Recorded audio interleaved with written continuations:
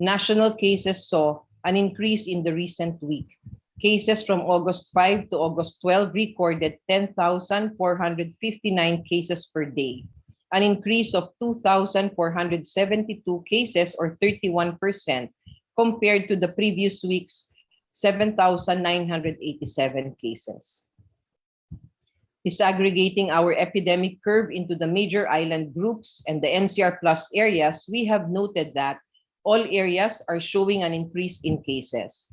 NCR and NCR plus areas are showing a steep increase. The rest of Luzon, Visayas, and Mindanao exhibiting slight increase in the number of cases. Nationally, we are at high-risk classification with a positive 2-week growth rate at 60% and a high-risk average daily attack rate, which increased to 8.37 cases for every 100,000 population. We would like to flag the National Capital Region, Region 7, 10, 4A, Region 1, 3, 2, CAR, and 6 with high-risk case classification based on its moderate risk 2-week growth rate and high risk average daily attack rate. Apart from these high risk areas, 4 other regions with positive 2-week growth rates, which are regions 12, 9, 5, and BARM. Local Delta cases had been detected in 13 out of our 17 regions as of the last rundown August 5.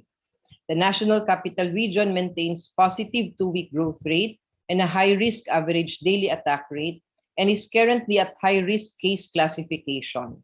ADAR increased from 6.9. In the National Capital Region, the 7-day moving average shows continuous increasing trend, as cases in the recent 7 days have exceeded the previous 7 days by 933 cases. At the national level, deaths have declined since June of this year. However, there is a slight increase in deaths in the last week of July. That is the third to the last bar. With the incoming deaths report, this number is still expected to increase. Evident here as well is the increase in deaths in Region 3, which are the violet bars, and Region 7, which are the orange bars. Their contribution to the total number of deaths is seen to be increasing in the past week. Significant increase in deaths is noted as daily average deaths had been continuous in the past days. Daily averages is now at 52 deaths per day.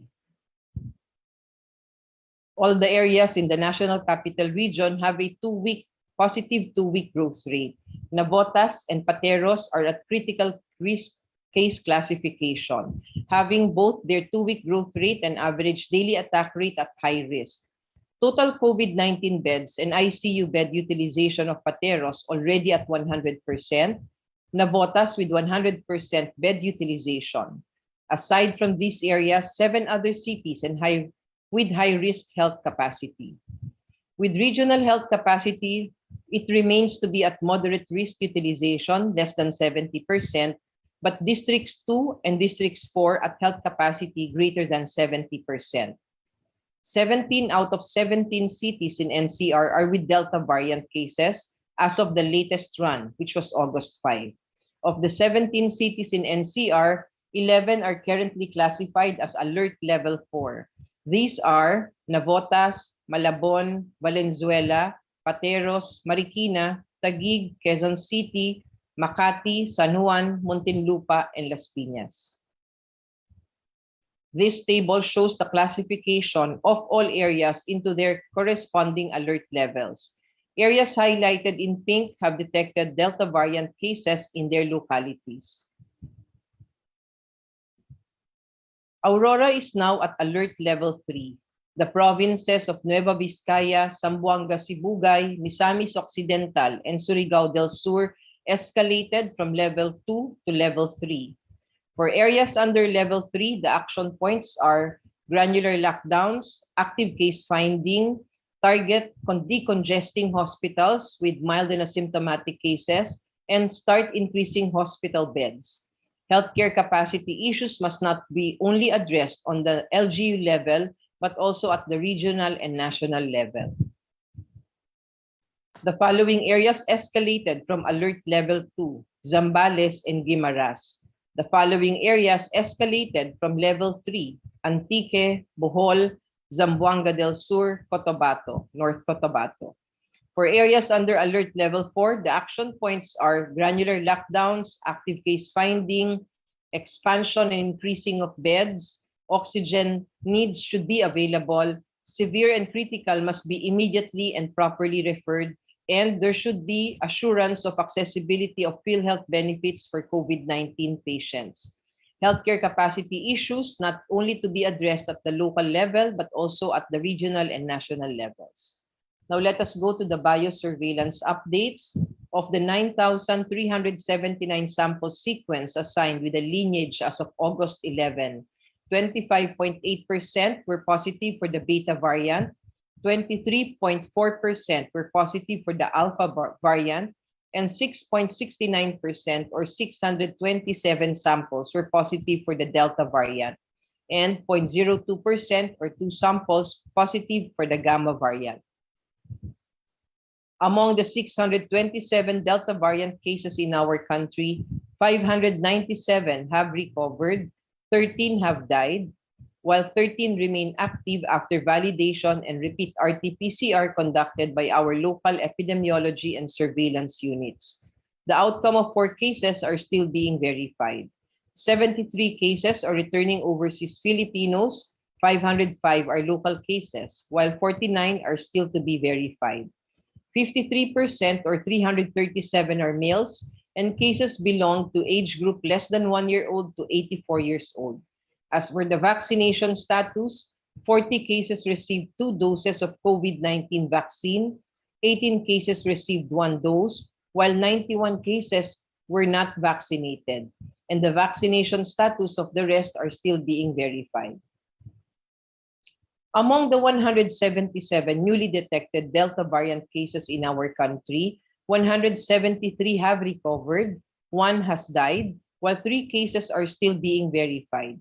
3 cases are returning overseas Filipino workers, 149 are local cases, while 25 cases are still to be verified if local or returning overseas Filipino.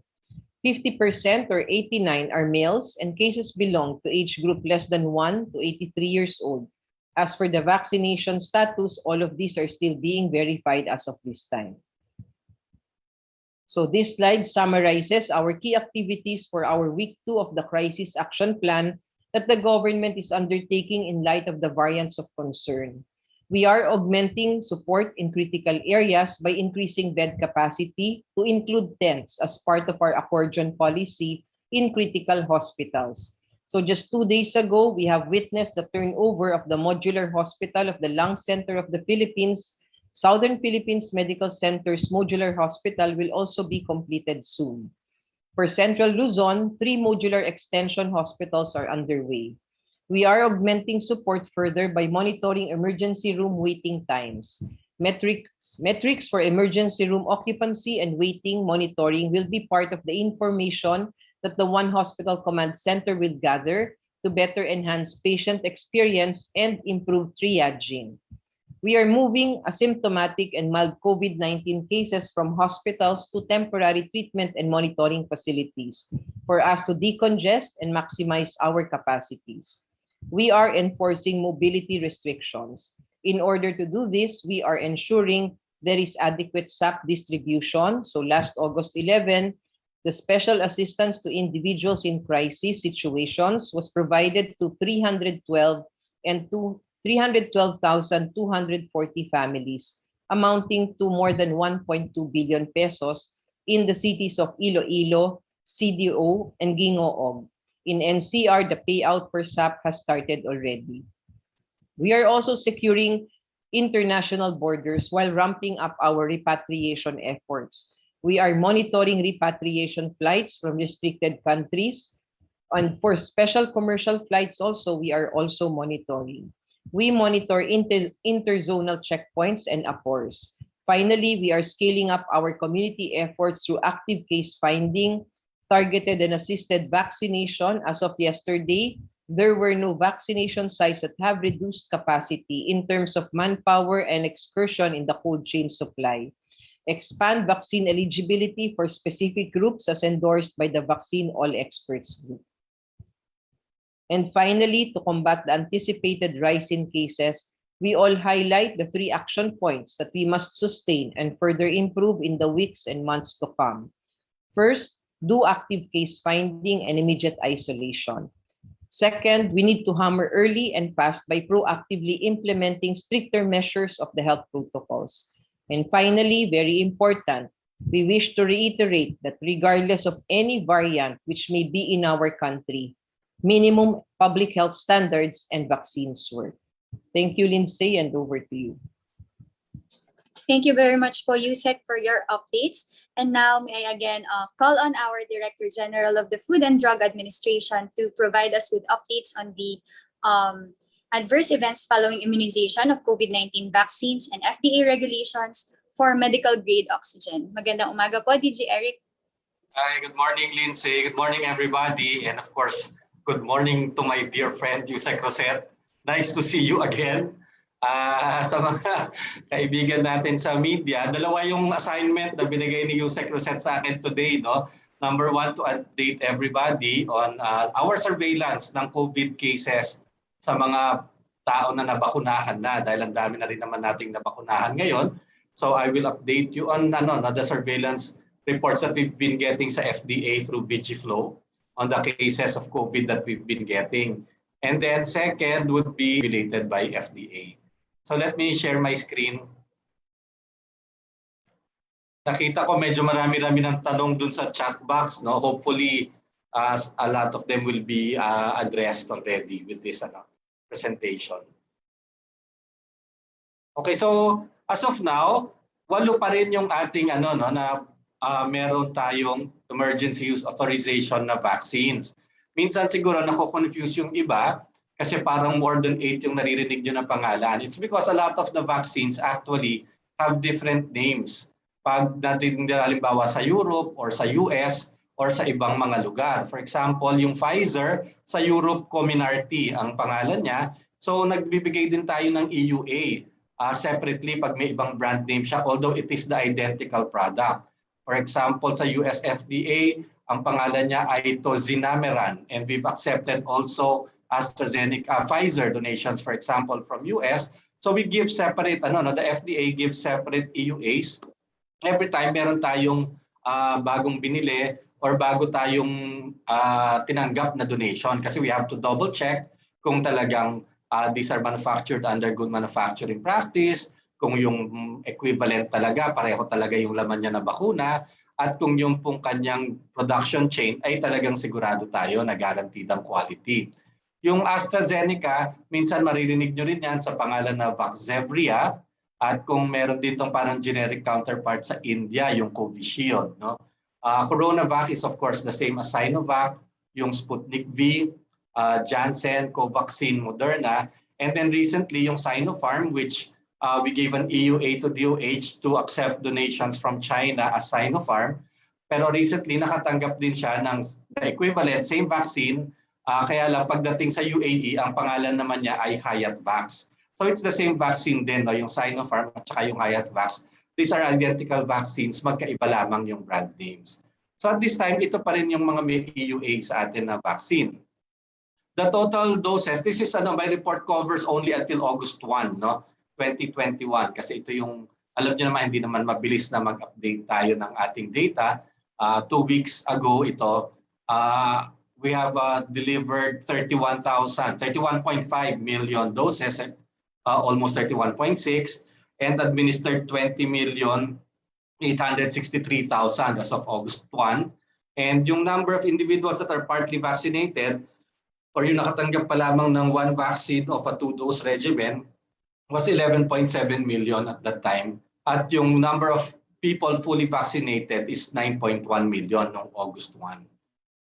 Now, most of our vaccines, if you look at the distribution right now, ang pinakamaraming number ng vaccinated would be the A3 group, individuals with comorbidity. Sinusundan lamang ng ating mga senior citizen. Ito yung talagang hinahabol natin, no? At talagang ito yung medyo hindi pa natin complete ang coverage ng ating mga senior citizens, followed by yung ating A4 group, and then the health workers. Yung frontline health workers natin, we're also trying to catch up to make sure na mabakunahan din sila lahat. But this is a big majority of our health workers already. So like I said, partly vaccinated 11.7 million by August 1 and fully vaccinated 9.1 million. So marami na, no? Parang mga 10% na ito ng population ng Pilipinas. Isa sa bawat 10 Pilipino ay nabakunahan na. At medyo maganda na rin mag-compare kasi iba pa rin yung nagko-compare ka, for example, sa 108 million, tapos i-compare mo sa 1 million lamang na bakunahan, mas maganda na yung nakikita natin ng mga patterns kapag ang 108 million ay kino-compare mo na sa 11 million kasi 10% na yon ng ating population. So pinaka-nauna natin ginamit is Sinovac, followed by Astra, and then Sputnik, Pfizer, Moderna, and Janssen. And these reports come from VigiFlow. So yung report ng FDA na nakikita namin everyday, yun yung pinapasok doon sa online system natin ng VigiFlow. Of course, meron pa sigurong mga report na hindi pa na ipapasok sa VigiFlow, na na-update pa rin yan continuously. And of course, kung meron pa rin mga health workers o mga pasyente na hindi pa rin po sila nagre-report sa kanilang vaccination center at meron silang alam na adverse event na hindi nila na i-report, we ask everybody na to please report to your vaccination site para maipasok po sa VigiFlow. Kasi very important yung surveillance natin para makita talaga natin kung ano ang nangyayari, tsaka kung ano ang pattern ng cases natin especially when it comes to COVID. So this one is AEFI reporting particularly to COVID. Less than 1% of Filipinos have been vaccinated report some form of adverse event, and great majority of those are mild.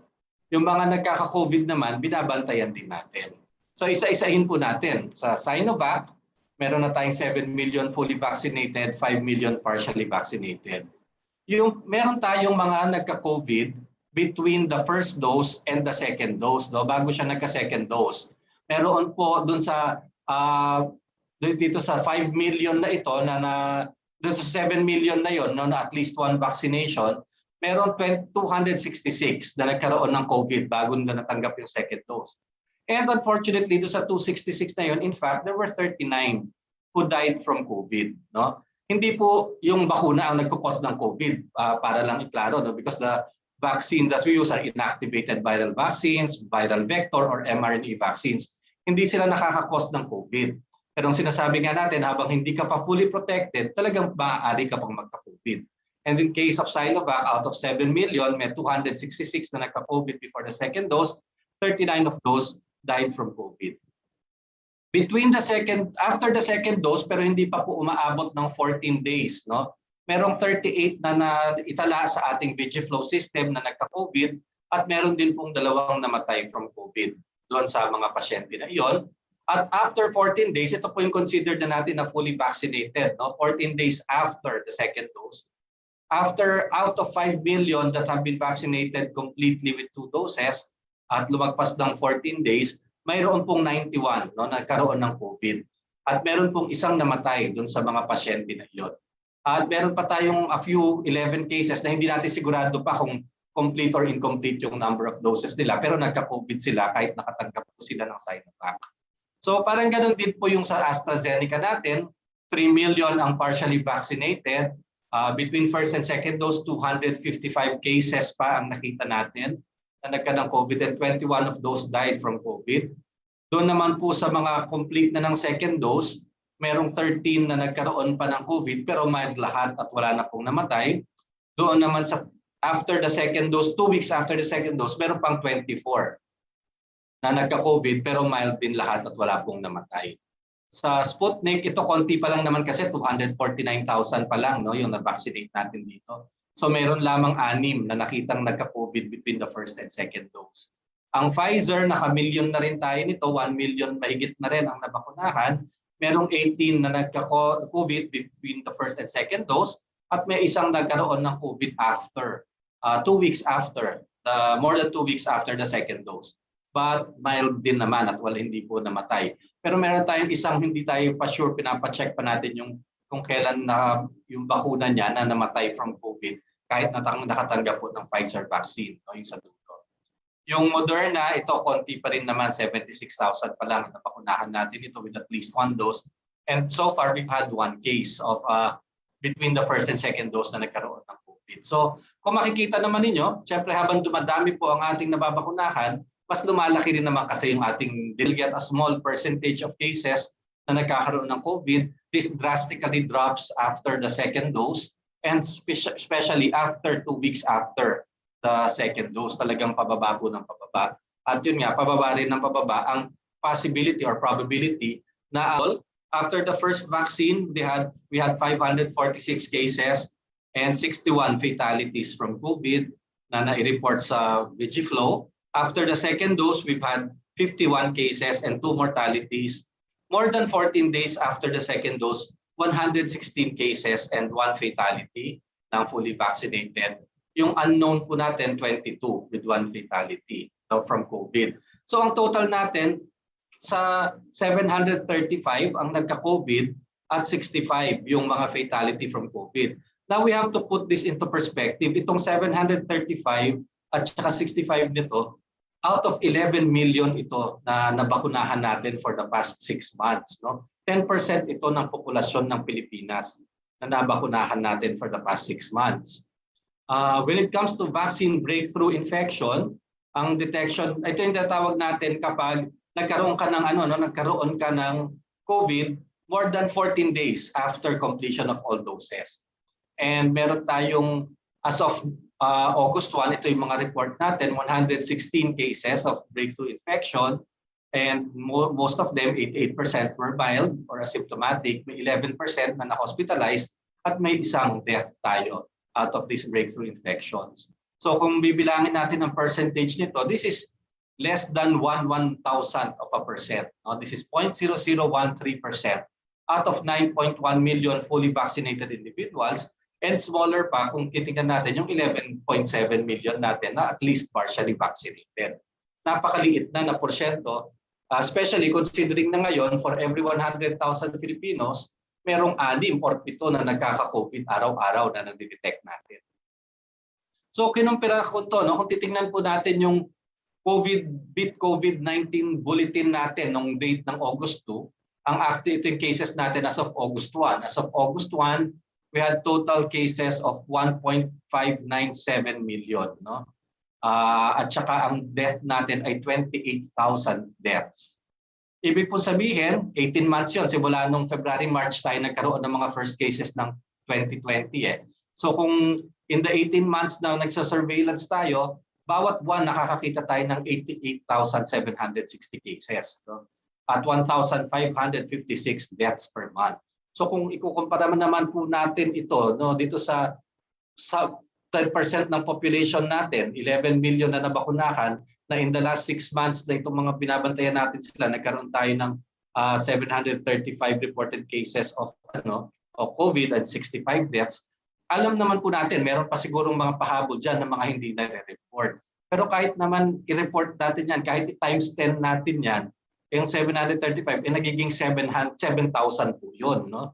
Yung 650, nagiging 65, yan siguro konti na lang naman ang itataas dyan kung meron pang hindi na-report. No? So kung i-compare natin siya sa ganito, kahit gawin natin 10% lang, ang 10% ng 88,760 ay 8,760 cases. And ang 10% ng 1,556 deaths per month is 156 deaths per month.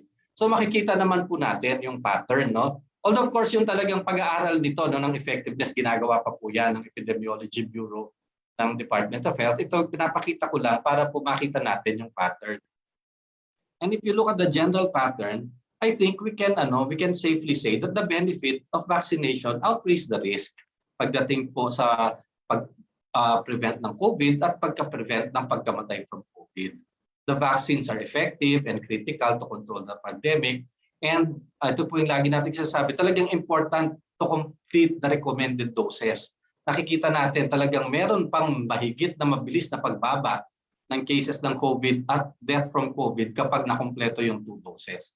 So ibig sabihin, kailangan kumpletuhin talaga yung 2 doses, and at the same time, especially between the first and second dose and the 14 days after, kailangan talaga observe the health protocols very, very strictly. Kasi talaga pwede pa rin talaga tayong mahawa ng COVID. And breakthrough infection cases, of course, occur, but they are in a small percentage of fully vaccinated individuals. And the vast majority are mild to moderate cases. No? Wala naman talagang 100% na efficacy na vaccine. Pero nakikita naman po natin napakalaki ng percentage ng efficacy, effectiveness niya, no, sa mga binabantayan natin mga pasyente. And then just as lang malaman na lahat, ang medical grade oxygen is classified as a drug para po siyang gamot, no?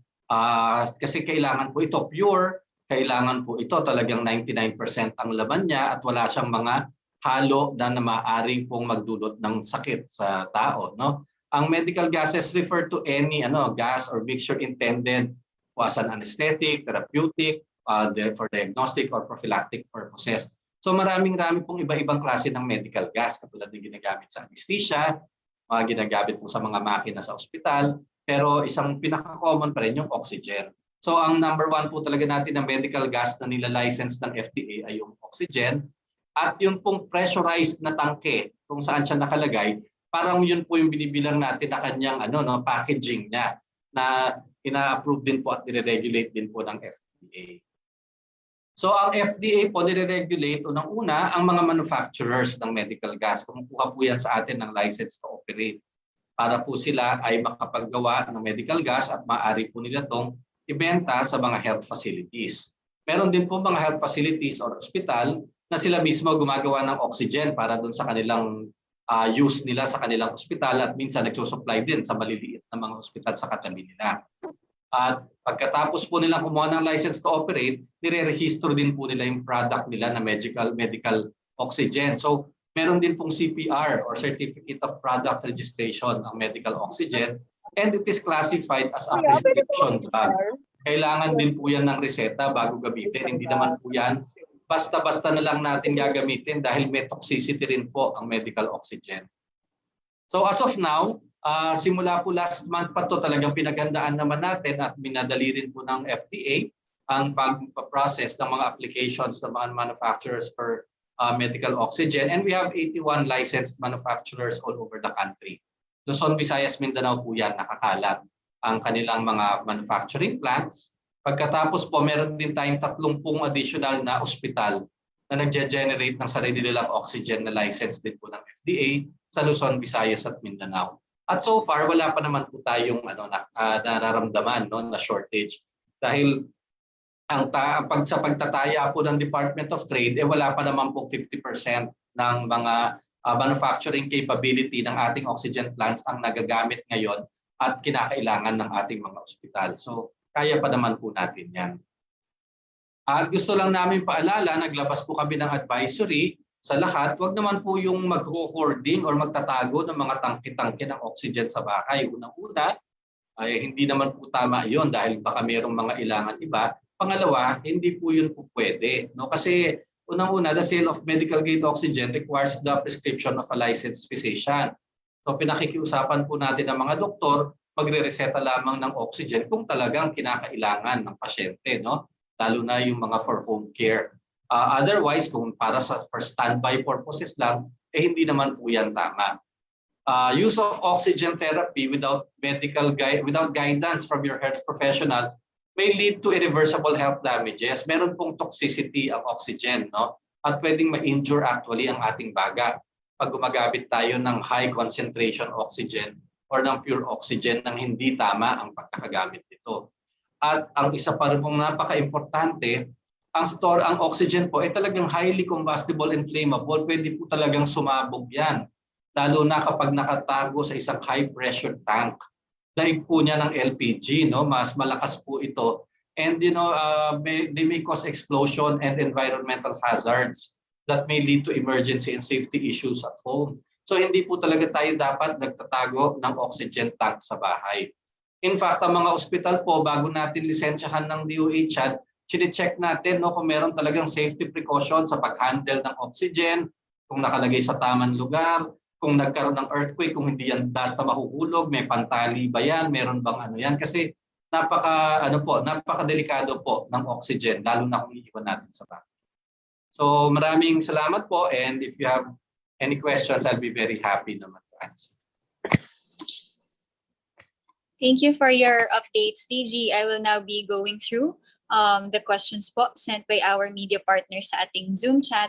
So for the question po of Patricia Denise Chu and Greg Gregorio, DG, if you could clarify daw po, ano daw po yung mga dahilan kung bakit may nagkaka-COVID even after inoculation po ng vaccine. So may mga reports din po na may mga reinfections na nag-progress to severe and critical cases, for example, among first batch of healthcare workers inoculated nung nauna po. So, ano daw po yung reason kung bakit even after inoculation or vaccination ay may risk pa po of contracting the COVID?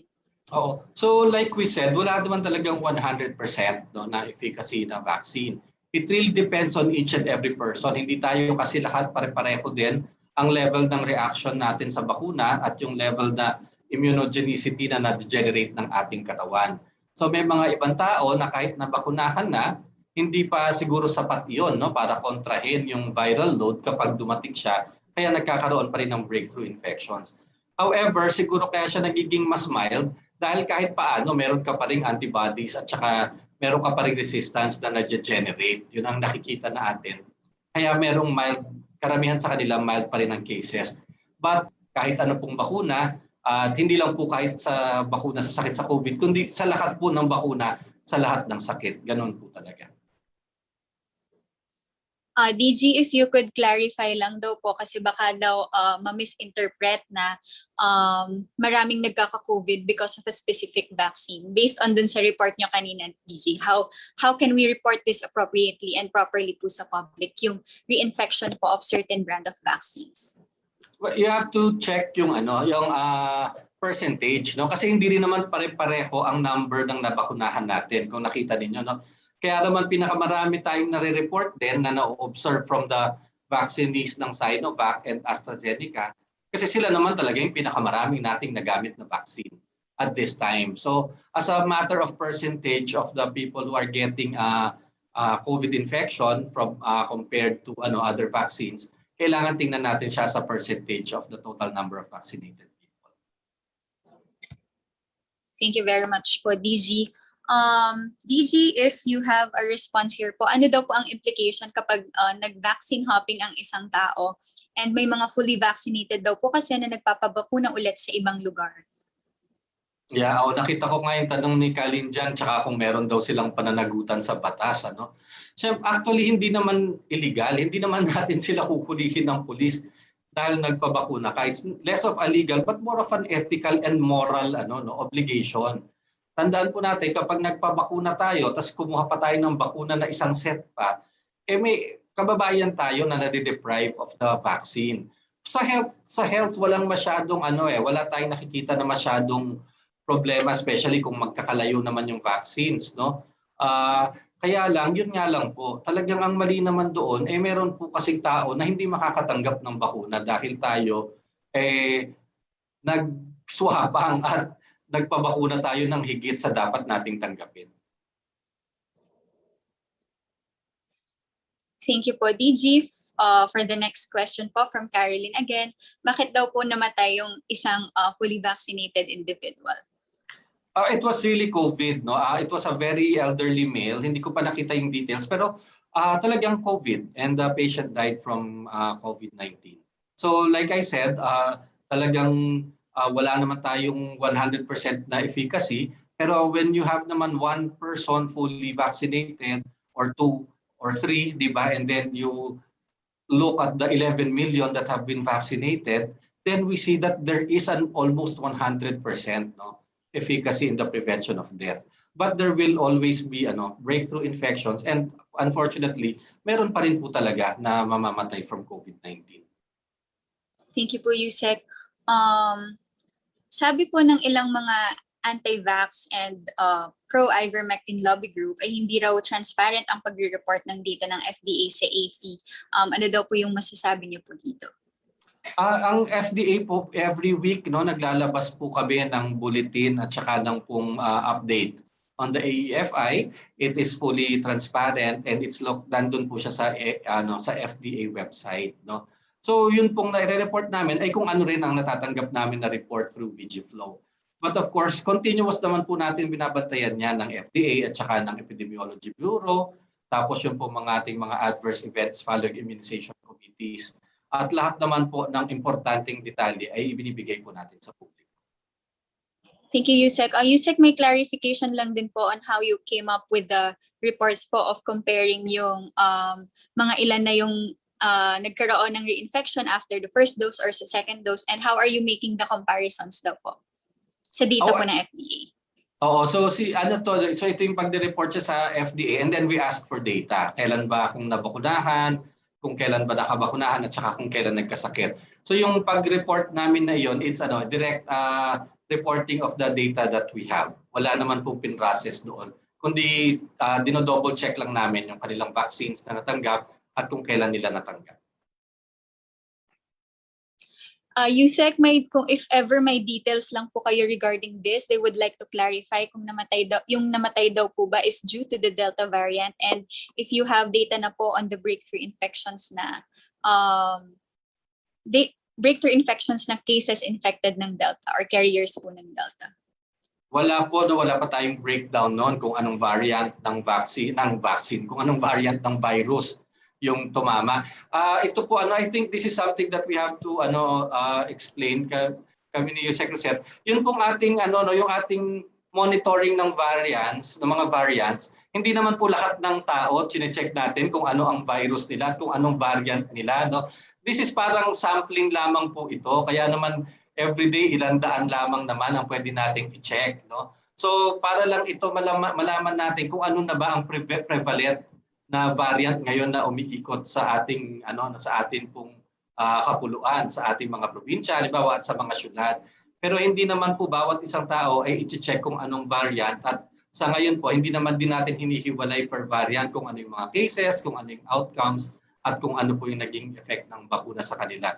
It's really more of a surveillance of the population in general, para lang po alam natin kung dumadami ba sila at kung ano po yung trend ng nagiging mas dominant na mga variant sa atin. Thank you po, DG. DG, question po from Aiko.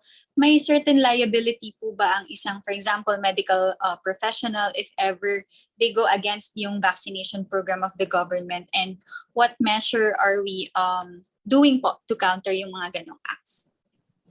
Well, kay Yusek Roset na po yan, dahil ang FDA, pag nagbibigay po kami ng EUA sa DOH at sa mga kumpanya, nakasulat po doon, that they have to strictly follow the guidelines set by the Department of Health. And of course, ang Department of Health lamang ang pwedeng mag-designate ng partners, ng vaccination partners. Hindi naman pwedeng kaliwat kanan nagbabakuna lahat. Ang pwede lamang magbakuna ay ang pinapayagan ng DOH, at kailangan sumunod po sila sa panintunan at saka sa implementation po na guidelines ng program ng Department of Health. Thank you po, Yusek. From Red Mendoza daw po ba if ever there is a further case increase that will happen in the country or in NCR po? If you have the data lang, DG. Well, yun po na pinakita ko kanina, we have 81 manufacturers that are licensed right now and 30 hospitals that are supplying oxygen to their own hospitals. At yun nga po ang estimate naman po ng Department of Trade dun sa volume ng capability na mag-produce ng medical oxygen ng mga ito ay hindi pa naman po tayo umaabot dun sa limit. Baka wala pa pong kalahati ng kanilang kayang i-manufacture ang kinakailangan ng mga ospital natin at this time. Thank you po, DG. I think, DG, that's all the questions that we can accommodate for you now. Before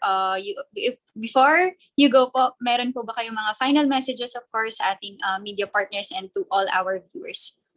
Opo, yun lang po ang gusto natin paalala. Tuloy-tuloy naman po ang ating surveillance, and we check.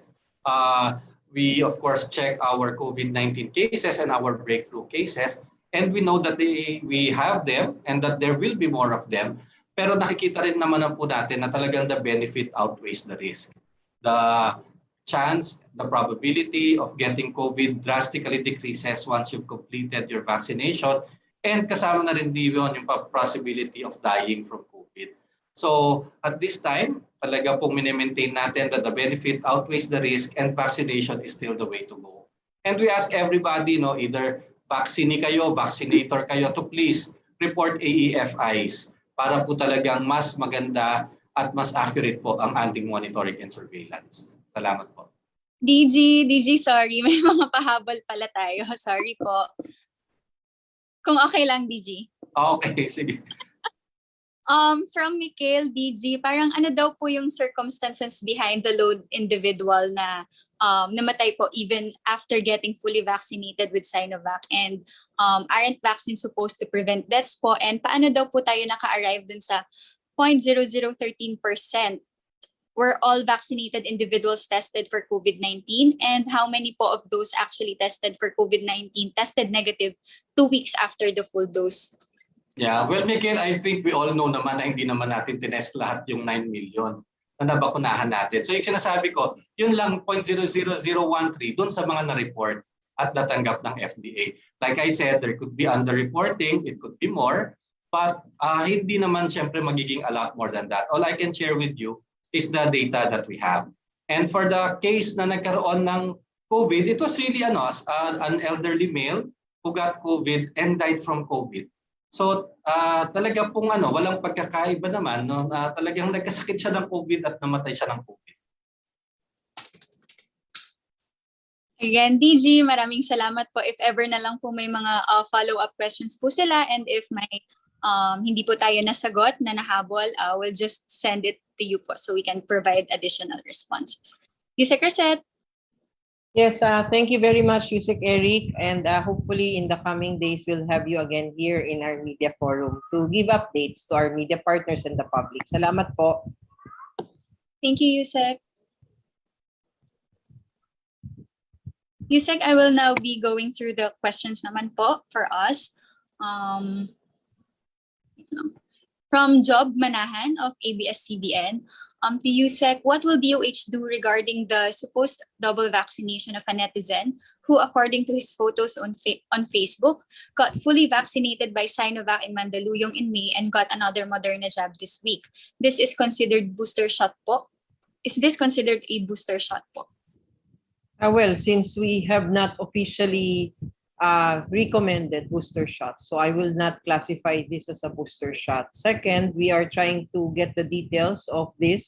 We saw this in the social media platform, I think yesterday or the other day. So kinakausap po natin ngayon yung vaccination center.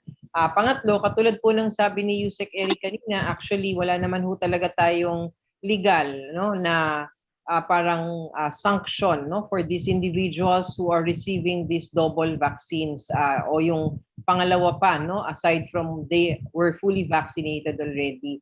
But sana naiisip natin it's more of moral and ethical.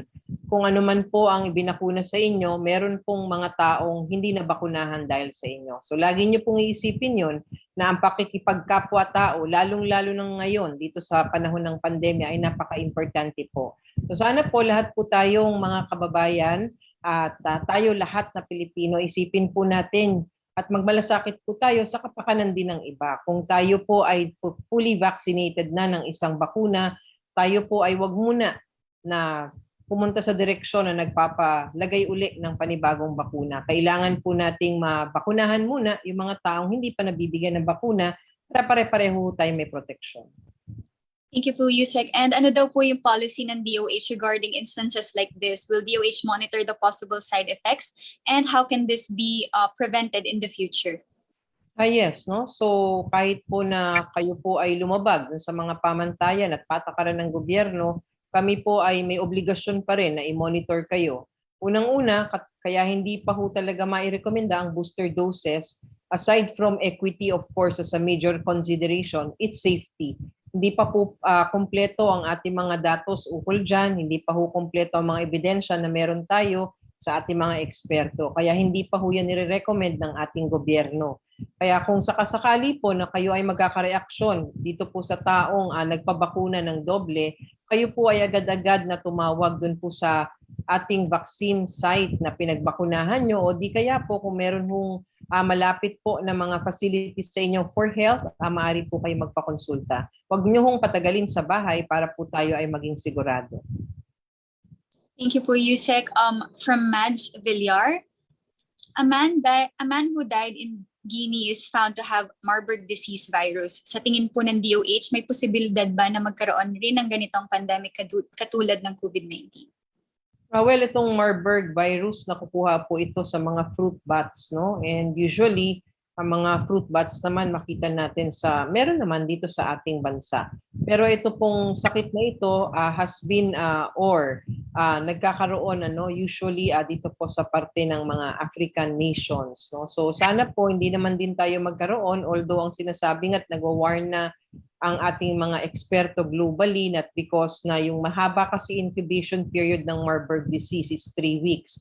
So sabi nila by having that, mas malaki ang tsansa na magkalipat-lipat sa bawat tao because it can do human transmission at this is through secretions of humans, no? Parang yung Ebola. So nandyan po yung posibilidad, but of course we would like to guard again our borders and we would like to be very careful on this. Pero sa ngayon po, yung threat sa atin, yung risk ay napakababa. Thank you po, Yusek. From Caroline and from Jerome, may clarification lang po regarding dun sa vaccination statistics natin. Yung nasa first dose po ba ay partially unvaccinated or nakakakuha na ng at least 1 dose? Paano daw po yung mga nakakakuha ng J&J na single dose? Diretso na po ba sila sa figures ng fully vaccinated? Yes, kapag J&J, because it's a single dose, kapag binakunahan po sila, fully vaccinated na sila.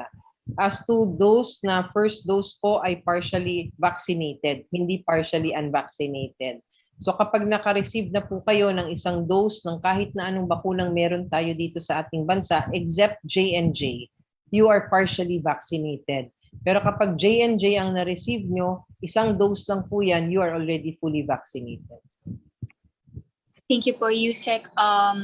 From Red Mendoza, sa paglabas ng mga di umano ay experts na ang nagsasabi ay toxic daw po ang pagbabakuna na inaengganyo ng mga grupo na sumusuporta sa isang treatment. Ano po ang hakbang ng DOH sa mga grupong ito na nagpapakalat ng fake news tungkol sa bakuna and kailangan na bang humingi ng DOH ng karagdagang power para kasuhan ng mga taong ito na dinidikta na rin na huwag magpabakuna ang mga tao? Unang-una lahat naman po tayo, no? Meron po tayong karapatan. There is freedom of expression in this country. Tayo naman po ay hindi oppose natin yung sinasabi nila. Alam po ng ating mga kababayan na ang bakuna po ay isang epektibong paraan para tayo po ay maproteksyonan laban sa COVID-19. At nakikita po natin yan dito sa ating bansa. Hindi lang dito, ngunit sa buong mundo.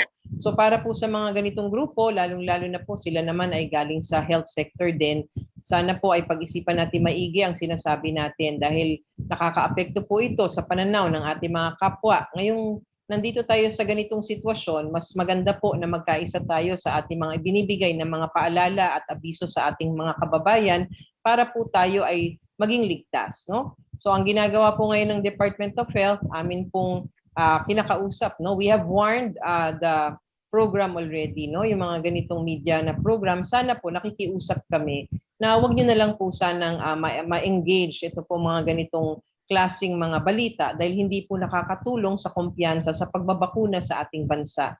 Tandaan niyo po ang ating pong sitwasyon ngayon ay napaka-critical, napakataas na po ng mga kaso, napakataas na ng utilization sa ating mga ospital at alam natin na ang pagbabakuna ay isang paraan para po mapigilan natin ito. So sana po sama-sama tayo lahat sa pagbibigay ng tamang impormasyon. Thank you po, ma'am.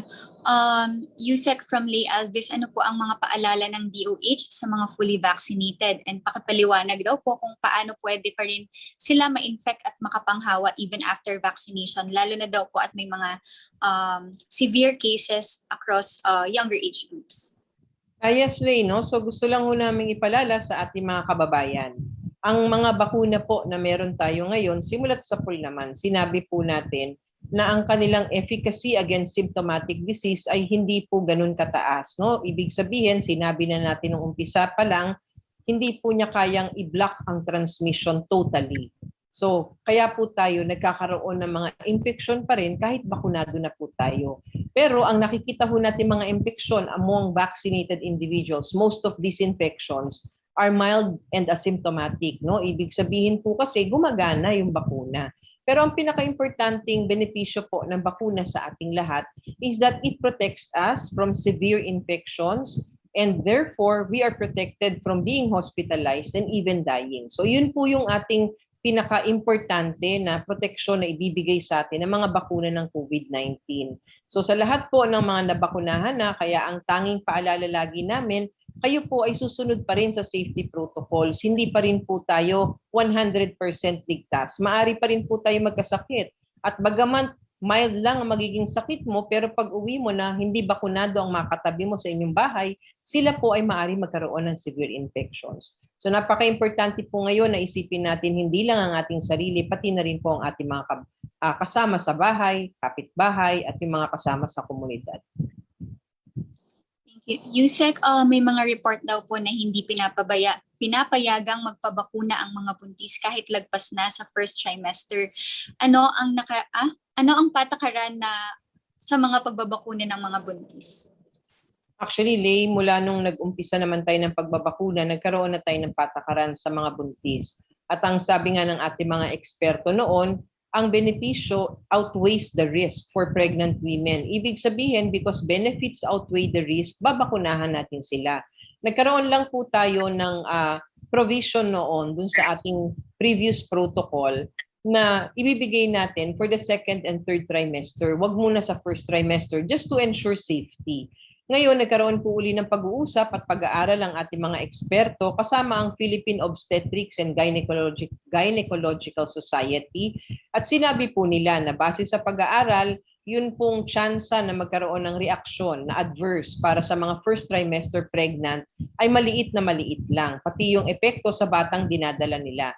So nire-recommenda po nila na magbigay na rin kahit sa first trimester. At ito po ay pinag-usapan sa ating mga all experts group kasama ang POGS, yung Obstetric Society. At napagkasunduan po na pwede na tayo magbigay sa first trimester of pregnancy pero kailangan ng medical clearance from their physician.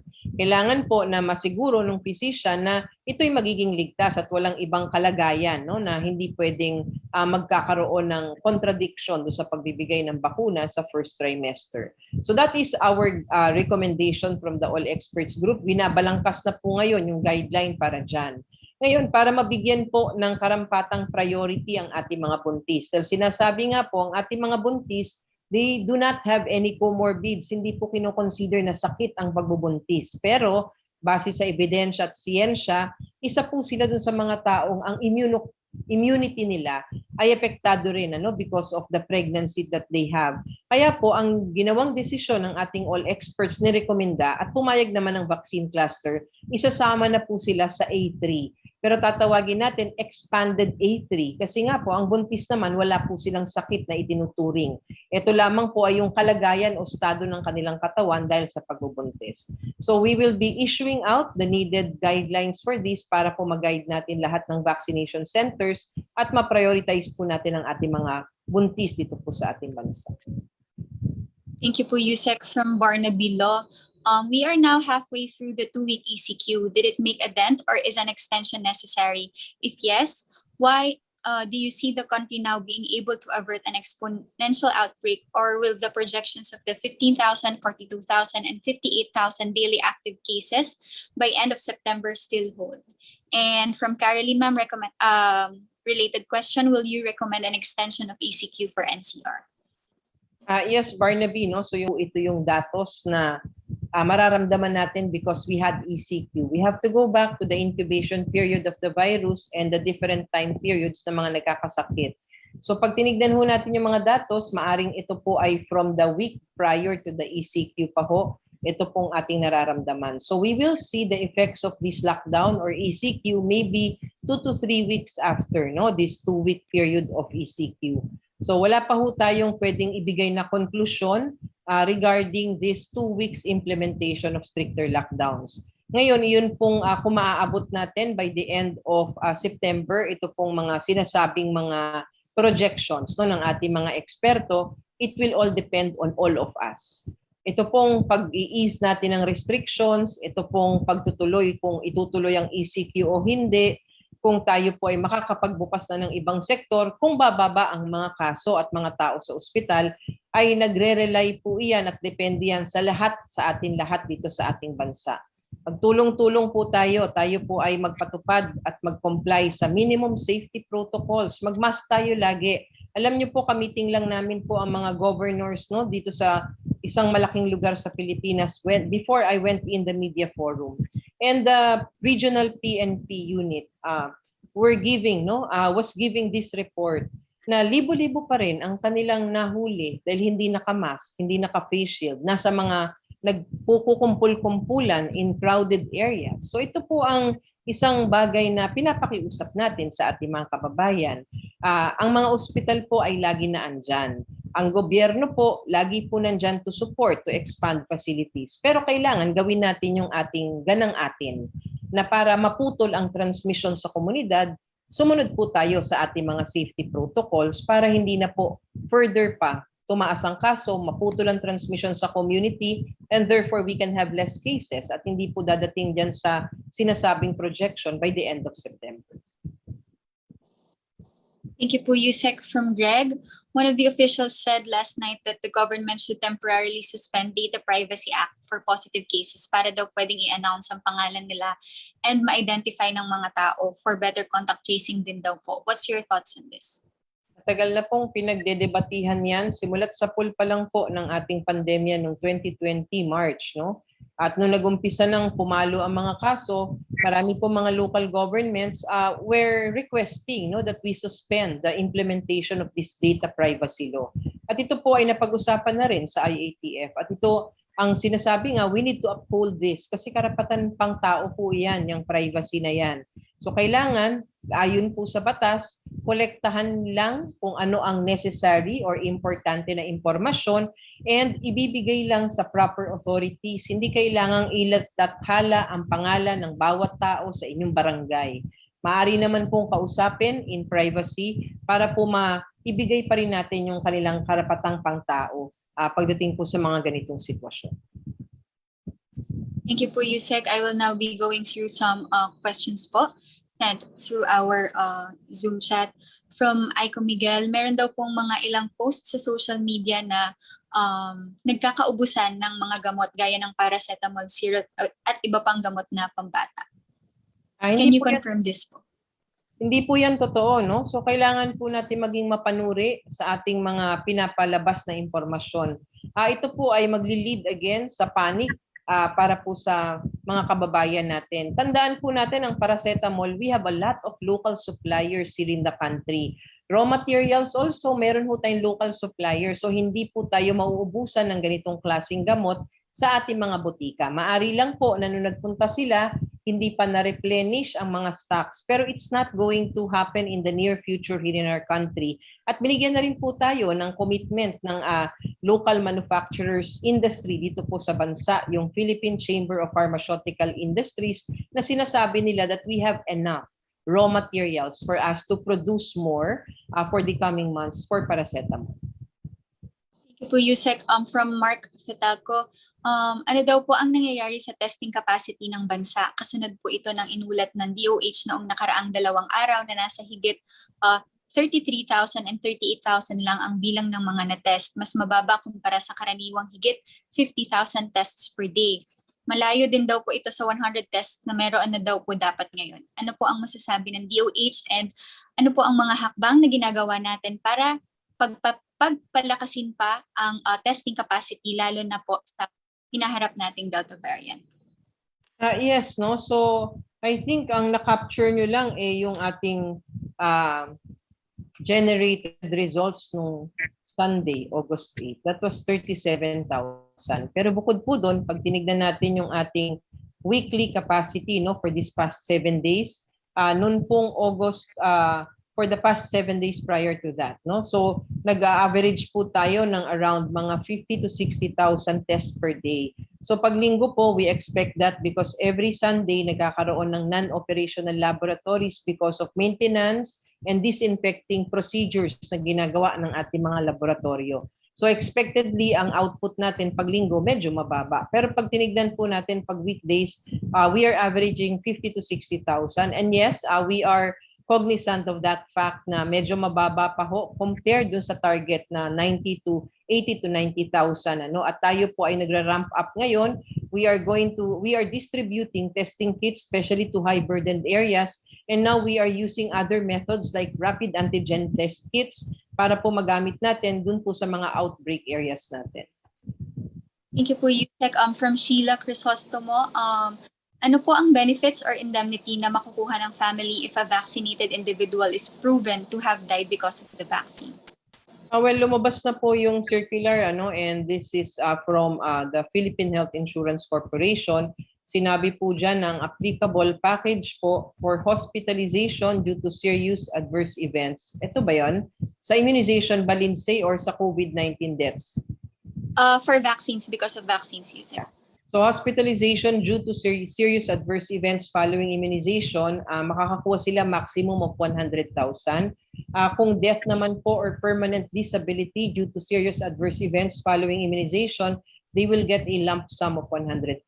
So that is included in the PhilHealth circular. Thank you very much po, ma'am.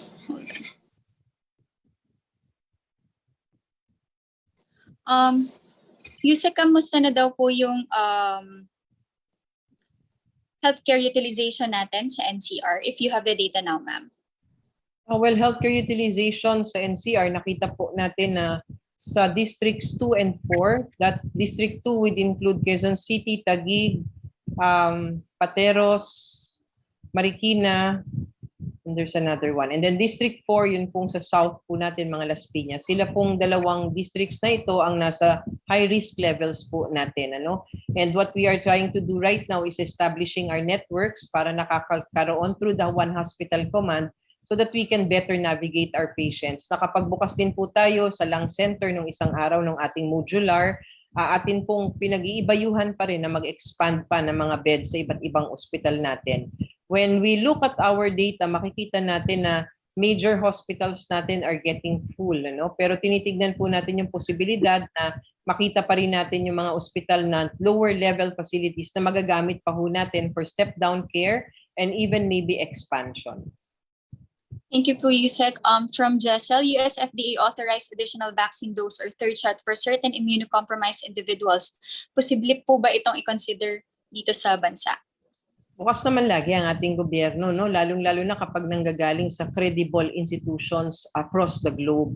Kaya lang, katulad nga ng sabi natin, kailangan nating pag-aralan kasi yung pinag-aaralan nilang mga bakuna dun sa kanilang bansa, iba po yung sa atin. Mas maraming ginamit sa atin na Sinovac and other vaccines that we have right now.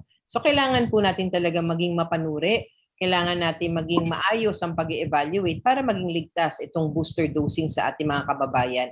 But definitely, the government is open for that. Pinag-aaralan lamang po.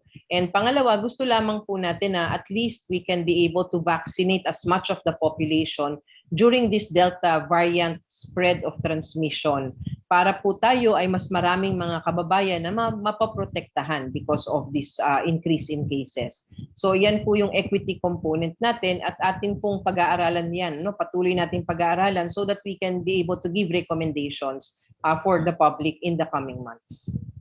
Thank you po, Yusek. Yusek, if you also have the data now, magkano daw po ang initial budget for the proposed Philippine CDC? Wala pa akong datos nito, kung magkano yung pinopropose na budget. Pinag-uusapan, meron kasing mga binago pa rin dun sa mga proposals. Thank you po, Yusek. Ma'am, kamusta na daw po yung ginagawang phylogenomic analysis of the PGC? So, given na increasing po yung data cases na nakikita natin based on genomic sequencing, is the country already seeing a community transmission of the Delta variant? Hindi pa ho nakakapaglabas dito sa huling run ng phylogenetic analysis ng Philippine Genome Center. But based on the last run, yung August 5, nakakakita pa rin tayo ng linkage across these different individuals. Pero kailangan natin tandaan, katulad nga ng sabi ni Yusek Eric kanina, na ang ating mga samples are purposive sampling. We cannot test everybody. So it might not be representative. These samples might not be representative for us to conclude na tama na ito yung phylogenetic analysis will tell us if there's community transmission or not. What would be most important for all of us right now, we act as if there is community transmission already. Thank you very much, Yusek. I guess that's all the questions that we can accommodate for now. And before we officially end our media forum, do you have any other messages po sa ating public and of course to our media partners? Yes, unang-una gusto po natin magpasalamat kay Yusek Eric Domingo, our Director General from the Food and Drug Administration, para po sa updates na naibigay niya sa ating public and the media partners. Pangalawa, gusto po namin magpasalamat sa inyong lahat ng mga media partners natin dahil alam po namin, katulong po namin kayo sa pagpapakalap ng tamang impormasyon para po sa ating mga kababayan. So ang pagtaas at pagbaba po ng mga kaso sa ating bansa ay magdedepende po sa aksyon ng ating mga kababayan and of course, aksyon ng gobyerno. Kung tayo po lahat, makakasunod tayo sa minimum public health standards at ang gobyerno naman ay maitataas ang antas ng ating pagre-responde, atin pong makikita that we can surpass ito pong nangyayari sa atin ngayon, katulad po ng mga ibang pagtaas ng kaso ng mga nakaraang buwan dito sa ating bansa. Nais po naming bigyang diin ang ating mga responsibilidad bilang lingkod bayan at bilang Pilipino. Lagi po natin tatandaan, may magagawa po tayo. We are not defenseless. Napaka-simple ng ating magagawa, pero napaka-importante. Yun pong simpleng pagsuot ng mask, yun pong simpleng pagsuot ng face shield, simpleng pag-physical distance, simpleng pagpunta sa lugar na hindi matao, o sinisigurado na merong well ventilation or adequate ventilation sa pinupuntahan natin at palagi ang paghugas ng kamay. Simple rin po yung magpabakuna tayo kapag oras na at nakaschedule na po tayo. These are all simple things that we can do not only for ourselves but also for your families, for your loved ones, for your neighbors, for the whole community, and for the entire Filipino nation. So sana po sa panahon ngayon, magsama-sama tayo, magtulong-tulong po tayo. Tulungan niyo po kami dito sa gobyerno para po tayo lahat ay makalagpas dito po sa hamon na ito na hinaharap po natin ngayon. Maraming salamat sa inyong lahat and thank you very much, Lindsay.